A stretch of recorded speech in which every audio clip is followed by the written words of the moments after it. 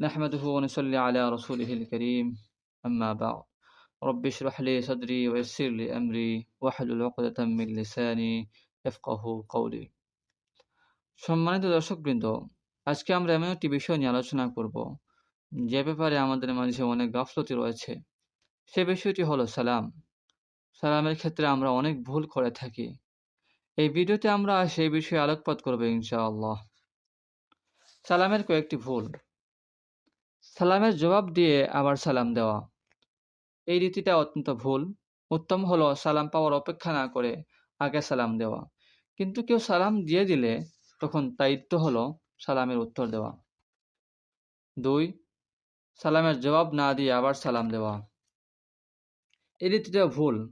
বড় কেউ যদি আগে সালাম দিয়ে ফেলে তখন আমাদের অনেকেই জবাব দিতে লজ্জাবোধ করে। তাই জবাব না দিয়ে নতুন করে সালাম দেওয়া এই রীতি পরিহারযোগ্য। কেউ সালাম দিলে তার জবাব দেওয়া ওয়াজিব, তাই জবাবই দিতে হবে। 3. কাউকে সালাম দেওয়ার পর সালাম দিয়েছি বলা। সালাম দেওয়ার পর উত্তর না পেলে আমরা সাধারণত বলে থাকি সালাম দিয়েছি। এভাবে বলা ঠিক নয়। নিয়ম হলো আবার সালাম দেওয়া। শ্রোতাকে যথাযথভাবে শুনিয়ে সালাম দিতে হবে। সালামের উত্তর যেমন সালামদাতাকে শুনিয়ে দিতে হয়, তেমনি সালামও শ্রোতাকে শুনিয়ে দিতে হয়। 4. মনে মনে বা নিম্নস্বরে সালামের জবাব দেওয়া, এ অভ্যাস পরিহারযোগ্য। সালামদাতাকে শুনিয়েই সালামের জবাব দিবে। 5.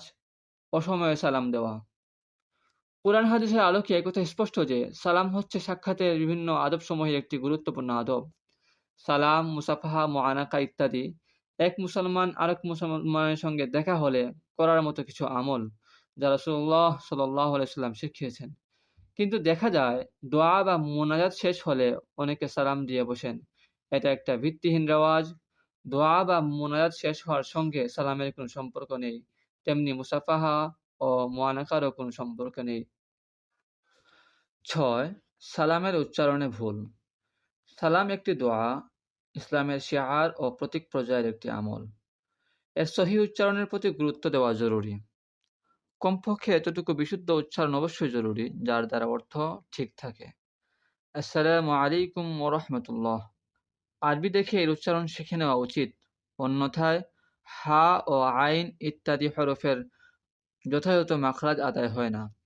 অনেকে অসাবধানতাবশত বা তাড়াহুড়ার কারণে ভুল উচ্চারণে সালাম দিয়ে থাকে, এমনটা অনুচিত। সালামের ভুল উচ্চারণের কয়েকটি রূপ নিম্নে বলা হলো: আসসালামু আলাইকুম, সালাম আলাইকুম, আসসালামু আলাইকুম, আসসালামু আলাইকুম, সালাম আলাইকুম, ইসলাম আলাইকুম, আসসালামু আলাইকুম ইত্যাদি। সালাম সম্পর্কে আমাদের মধ্যে ভুল প্রথা রয়েছে। সেই ভুল প্রথাটি হলো অপরিচিত ব্যক্তিকে সালাম নেওয়া দেওয়া। হাদিস শরীফের শিক্ষা হলো অধিক পরিমাণে সালাম আদান প্রদান করা। ইরশাদ হয়েছে, তোমাদের মাঝে পরিচয় থাকুক বা না থাকুক পরস্পরে সালাম দাও। কিন্তু আজকাল নিয়ম উল্টো হয়ে গেছে।